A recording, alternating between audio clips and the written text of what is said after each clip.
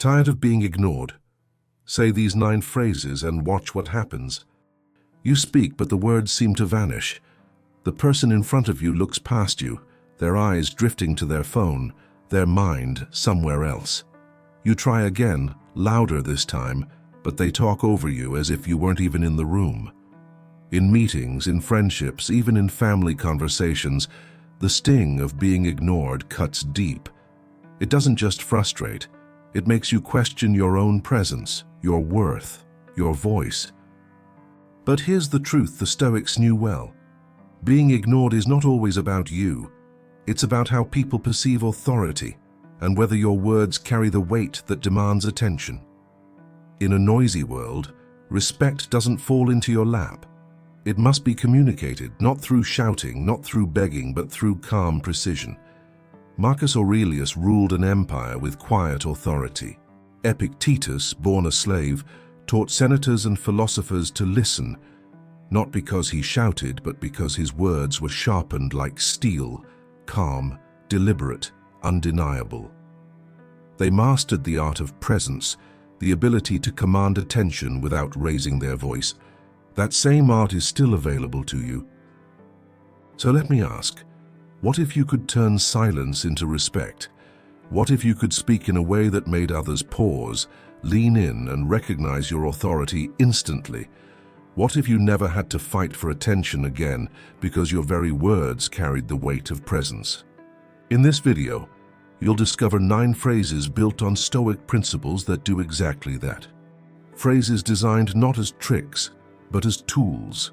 Phrases that shift the dynamic, reset respect, and transform the way people respond to you. Once you understand them, you'll see that commanding attention is not about being louder, it's about being unshakable. Being ignored feels personal, but most of the time it's not. It's the result of an unspoken game that happens in every interaction, the game of attention. People are constantly scanning, filtering, and prioritizing. Their brains ask, does this voice matter? Do I need to listen? Or can I dismiss this and move on? When you're ignored, it's often because you didn't trigger the instinct to focus. Why does this happen? Because attention is currency. People protect it, spend it selectively, and sometimes hoard it for themselves. When they talk over you, glance at their phone, or let your words slide into silence, they're signaling that your presence hasn't earned that currency in their eyes. It's not hatred, it's hierarchy. They instinctively respect the voices that project certainty, clarity, and authority. They tune out the ones that seem uncertain, scattered, or desperate for recognition. The Stoics understood this game centuries ago. Epictetus, stripped of all external power, could still command the respect of free men because his voice carried inner weight. He didn't waste words. He didn't chase approval. He spoke with the calm of someone who knew that mastery of himself was mastery of the room. People leaned in because they could feel he wasn't performing. He was anchored. And here is the twist most miss. Trying harder to be heard often backfires. The louder you speak, the more you plead, the more you reveal that your sense of worth depends on the other person's attention. The Stoic flips the frame. Respect is not demanded by noise. It is drawn out by presence. It's the quiet confidence of someone who knows they cannot be diminished. This is why the 9 phrases you'll learn are so powerful. They are not magic formulas. They are levers that reset the game of attention in your favor.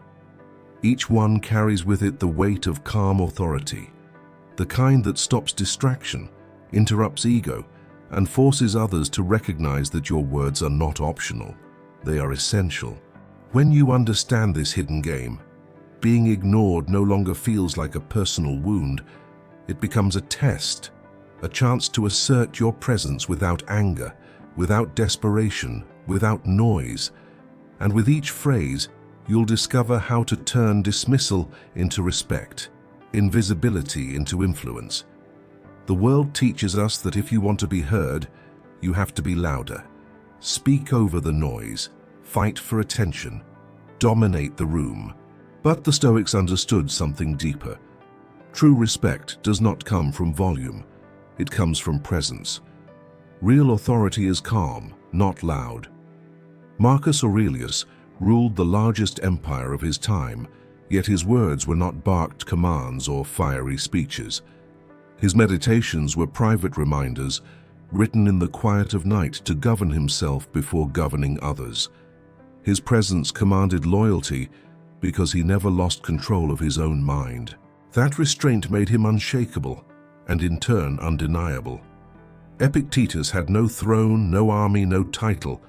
He had only his voice, yet senators, philosophers, and leaders listened to him. Why? Because he embodied clarity. His words were not scattered with ego, not inflated with noise.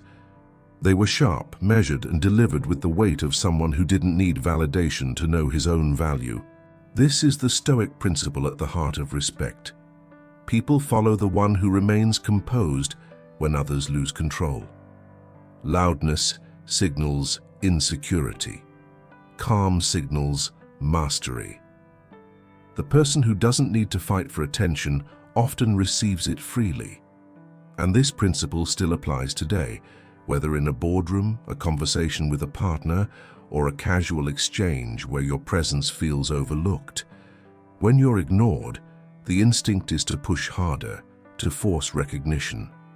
But the Stoic strategy is to anchor deeper, to speak less but with more weight, to choose words that carry clarity instead of noise. This is why the 9 phrases matter. They aren't about overpowering anyone. They're about communicating in a way that makes being ignored impossible. Respect without shouting is rare in today's chaos. That rarity is what makes it powerful. And the moment you embody it, you shift the dynamic. People listen not because you force them to, but because your composure makes them want to. Phrase 1, I hear your point. Here's where I stand. With these words, you reclaim space in any conversation where you risk being dismissed. It does 2 things at once. First, it acknowledges the other person, which disarms defensiveness.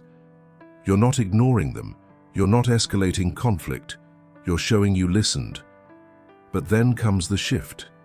You pivot back to your own position, clear and unapologetic. You refuse to vanish into silence. You assert your place with calm firmness. The Stoics taught that you cannot control the behavior of others, but you can always control how you respond. Marcus Aurelius reminded himself daily not to let the arrogance or rudeness of others pull him from his path. This phrase embodies that principle. You don't meet dismissal with anger, you meet it with presence. Why does it work? Because people subconsciously respect clarity. Most conversations collapse into noise because no one sets boundaries. By calmly asserting yours, you shift the balance. You show that while you respect the other's voice, you will not allow your own to be erased. It's not aggression, it's composure, and composure commands attention.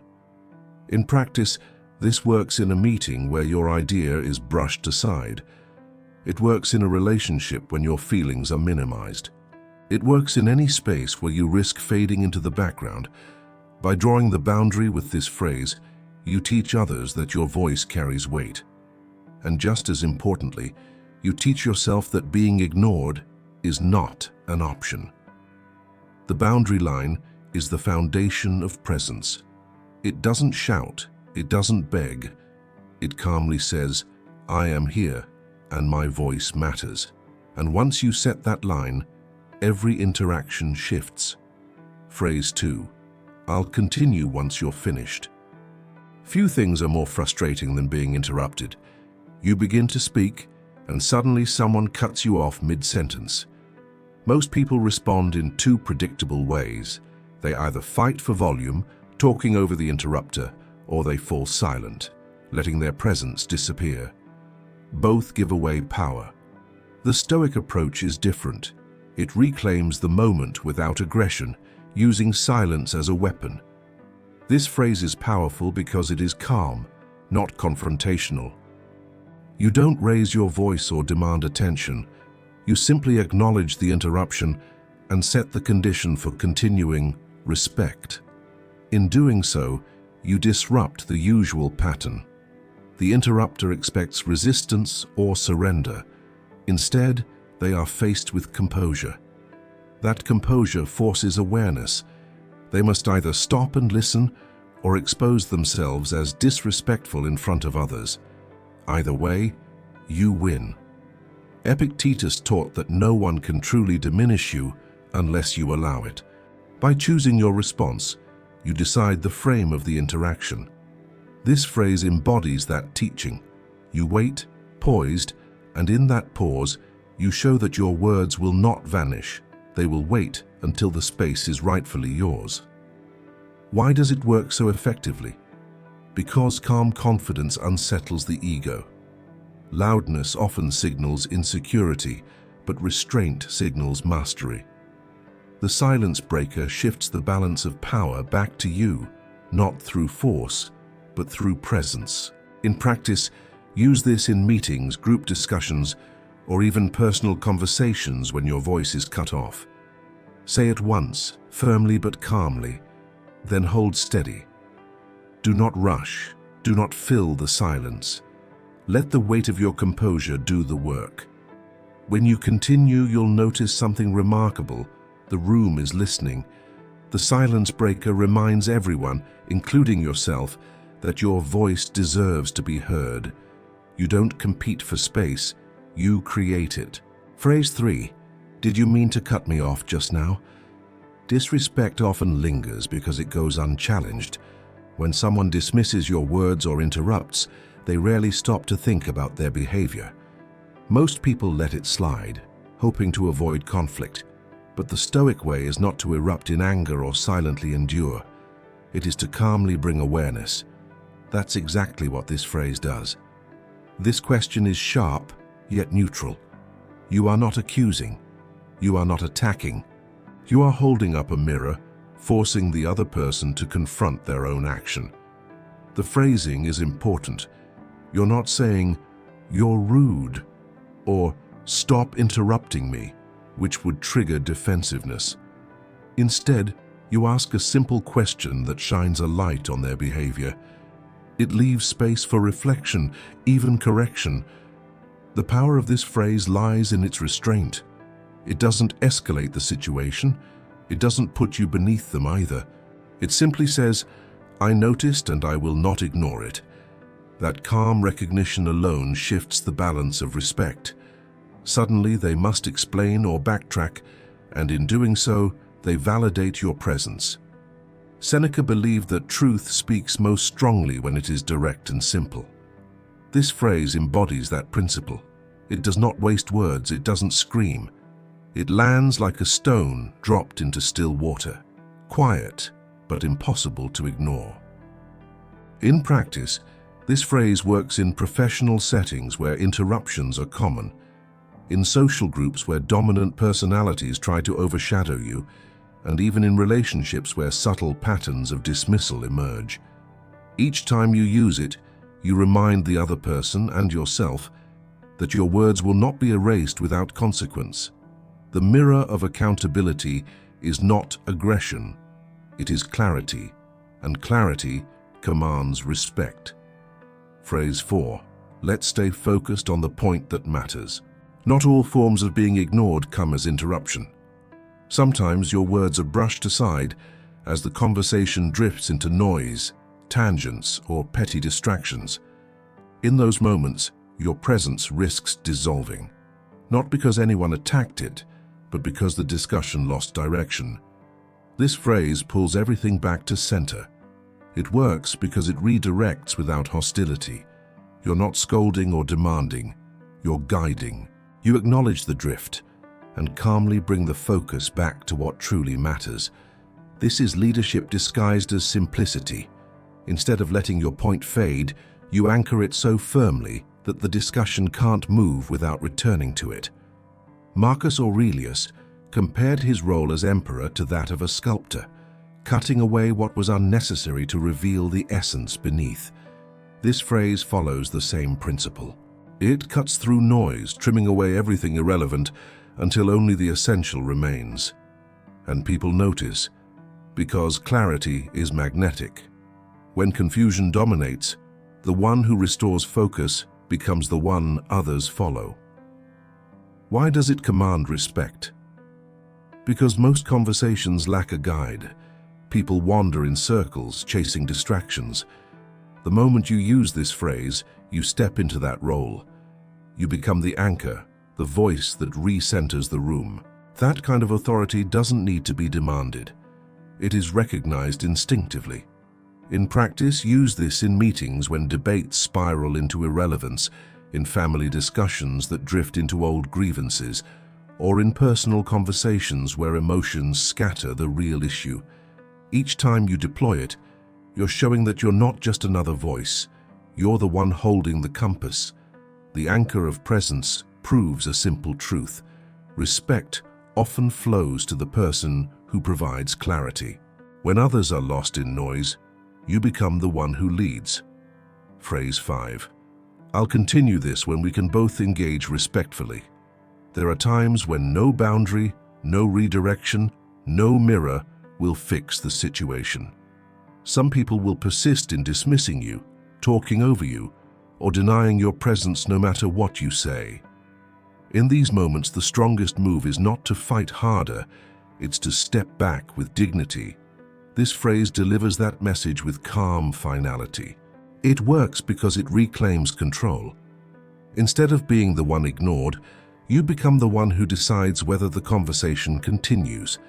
You make it clear that your time, your voice, and your energy carry value, and you will not spend them in an environment where respect is absent. That shift in authority is subtle but powerful. You're not begging for acknowledgement. You're setting the terms. This reflects Epictetus's teaching that true freedom is not about controlling others, but about refusing to be controlled by them. By choosing to pause the conversation until respect is mutual, you demonstrate independence. You show that your sense of worth is not tied to someone else's behavior. It's anchored within yourself. Why does this matter?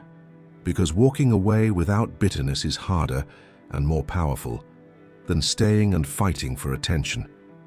This phrase doesn't slam the door shut. It leaves it open, but only if the other person is willing to adjust. It says, I'm available, but not at the cost of my dignity. That kind of self-possession is rare, and people remember it. In practice, this works in professional environments where heated discussions cross the line, in personal relationships where disrespect becomes habitual, and in everyday conversations where you refuse to let someone else dictate your value. Every time you use it, you reinforce a deeper truth. Your presence is a choice, not a privilege others can abuse. The Stoic close is not retreat, it is mastery. It is the quiet declaration that your words will only exist where respect exists. And once you embrace that, you'll never see walking away as weakness again. It will feel like strength. Phrase 6. Let's pause for a moment and reset this conversation. There are moments when dialogue breaks down, when voices overlap, emotions spike, or respect quietly slips away. If you push forward in that chaos, your words will be lost. If you fall silent, your presence will be erased. The Stoic response is neither to fight harder nor to retreat, but to take command of the moment itself. This phrase does exactly that. By saying, let's pause for a moment and reset this conversation, you interrupt the spiral of noise with calm authority. You don't accuse anyone of being disrespectful. You don't raise your voice. You simply place a boundary around the chaos and offer a chance to restart. That act alone signals leadership. You are not swept into disorder. You are the one who restores order. Marcus Aurelius reminded himself often to step back and return to clarity whenever his mind was disturbed. He knew that continuing in agitation leads only to mistakes. This phrase echoes that principle. It says, I will not let this interaction collapse into confusion. We will return to focus or we will not continue. Why does it work? Because people instinctively respect the person who can calm the storm. In a heated meeting, This phrase brings everyone back to ground. In a personal conversation, it stops an argument from spiraling. In social settings, it reminds others that you will not waste your voice in noise. You transform the atmosphere by refusing to be dragged into chaos. This is not avoidance, it is mastery. You are not abandoning the conversation. You are guiding it back to a place where respect is possible. That balance of firmness and composure disarms tension and draws attention back to you. The reset line is powerful because it proves something simple. You do not need to win by force. You win by control. Control of yourself, and through it, control of the space around you. Phrase 7. I want to make sure my point is clear before we move on. Often, being ignored doesn't come from hostility. It comes from haste. People rush through conversations, racing to the next agenda, the next thought, the next distraction. In that speed, your words can be overlooked, your presence bypassed. If you let it slide, the moment is lost, and so is your influence. The Stoic way is not to chase or shout, but to calmly bring the focus back to where it belongs. That's what this phrase accomplishes. By saying, I want to make sure my point is clear before we move on, you anchor the conversation. You send a signal. My words are not filler, they are not optional, and they will not be swept away in the rush of noise. You do this without hostility, without demanding validation. You simply remind everyone that clarity matters and your voice carries weight. Seneca often wrote about the wastefulness of speed, how rushing through life blinds us to what is essential. This phrase embodies that teaching. You slow down the conversation, force reflection, and ensure that your contribution is acknowledged before time moves forward. That is not arrogance, it is discipline. Why does it work? Because people subconsciously respect the one who slows the pace and demands clarity. Most conversations collapse into half-heard points and unfinished thoughts. When you calmly insist on clarity, you elevate your presence. You're not just another participant. You're the one ensuring that what is important is not lost. In practice, this works perfectly in professional settings when your idea risks being brushed aside in a fast-moving meeting. It also works in relationships when your feelings might be skipped over in the rush of emotional exchanges. In any setting, it reminds others that you are not just speaking, you are contributing something worth remembering. The value reminder is powerful because it reframes the interaction. You're not asking for attention, you're demanding accuracy, clarity, and respect. And in a world addicted to speed, the person who forces pause and understanding will always stand apart. Phrase 8. We can continue now, or we can revisit this later with focus. What works best for you? Disrespect often hides behind distraction. Someone may half listen while scrolling through their phone, nod absently while their mind is elsewhere, or respond without truly hearing. If you continue speaking in that atmosphere, your words dissolve into thin air. The Stoic response is not to demand attention, but to calmly put the responsibility back on the other person. That's what this phrase achieves. By saying, we can continue now, or we can revisit this later with focus. What works best for you? You reframe the interaction as a choice, but here's the power. You've already won, no matter what they decide.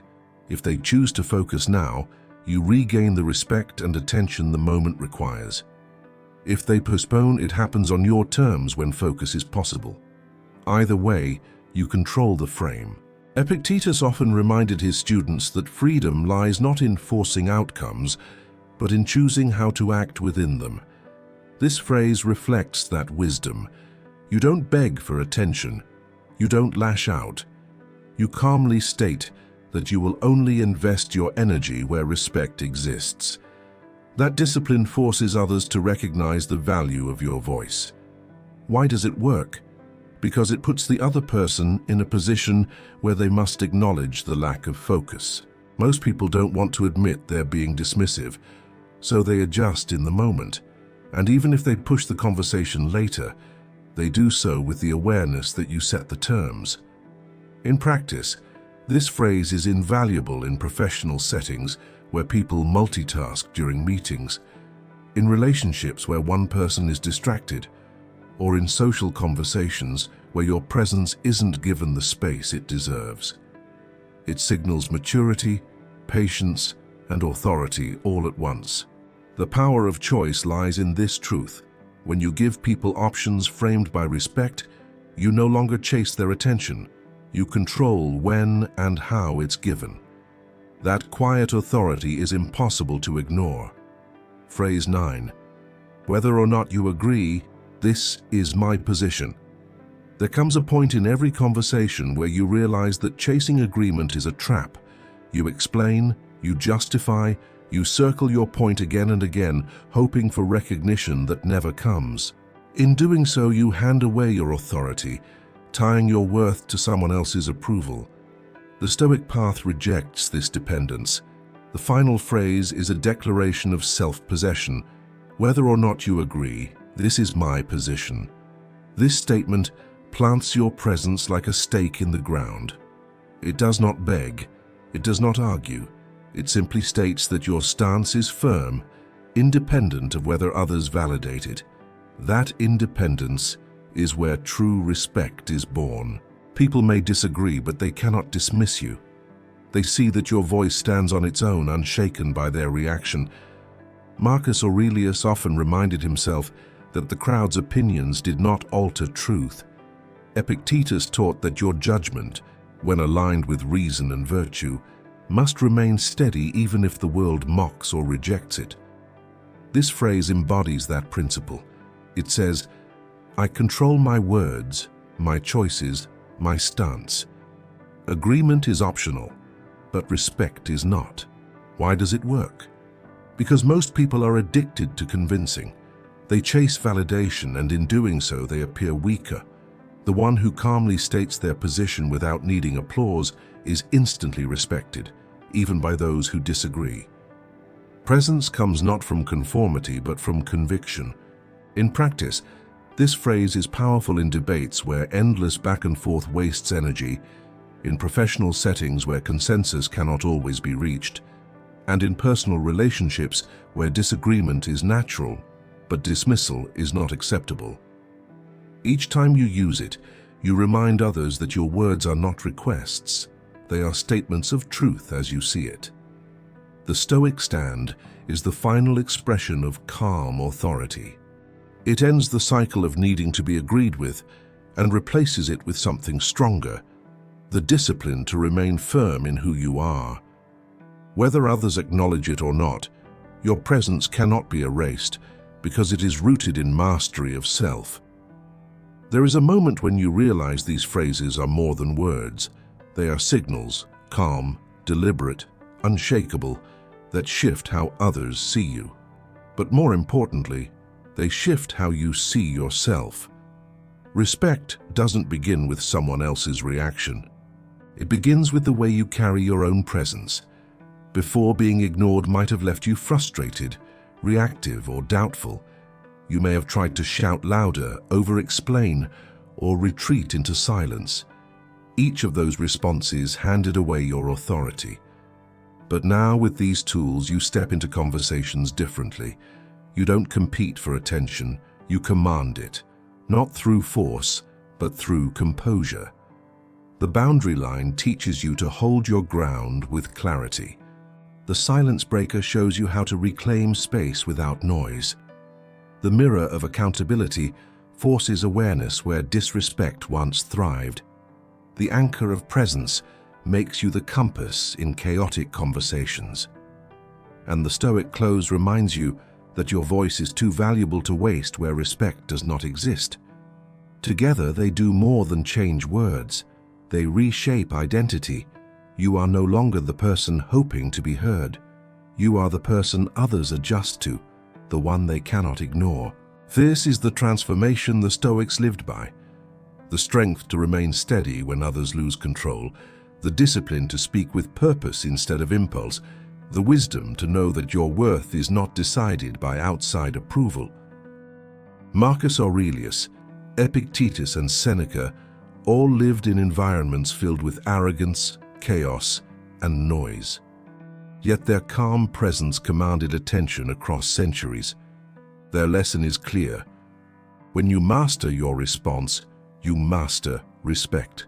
From ignored to respected, the journey is not about forcing others to value you. It is about valuing yourself enough to speak with clarity, act with restraint, and walk with composure. The world notices that kind of presence. It always has, and it always will. Every lesson ends with a test. These phrases are powerful, but they mean nothing if they remain theory. The real challenge begins the next time someone ignores you, interrupts you, or treats your words as if they carry no weight. That's when you must decide. Will you react with anger, retreat into silence, or rise with calm authority? Most people choose one of the first two paths. They explode, raising their voice and revealing insecurity, or they shrink, letting their presence vanish in the shadow of someone louder. Both responses surrender control. The Stoic path is different. It is the path of presence, the discipline to remain steady, to choose words deliberately, to let composure speak louder than volume. Here is your challenge. The next time someone interrupts you, don't fight for noise, use the silence breaker. The next time your point is brushed aside, don't argue endlessly, use the boundary line. When disrespect surfaces, hold up the mirror of accountability. When focus drifts, drop the anchor of presence. And when respect is truly absent, don't stay and fight for scraps. Use the Stoic close and walk away with dignity. Each time you do this, you train yourself. You strengthen the muscle of composure. And in a world drowning in noise, people instinctively gravitate toward the rare individual who stays calm, clear, and unshakable. That is presence. That is respect. The Stoics left us a timeless question. Are you the master of your mind or its slave? In every moment of being ignored, you have the chance to answer it, to prove that your presence is not dependent on someone else's attention, but rooted in your own mastery. So here is the challenge. Do not just listen to these phrases, live them, test them. The next time someone overlooks you, treat it as an opportunity to display strength. Respect begins with you. And once you carry yourself as someone who cannot be ignored, the world has no choice but to listen. Respect begins with mastering yourself. If you want more Stoic strategies to strengthen your mind and your voice, subscribe and step into the path of calm authority. The next challenge awaits.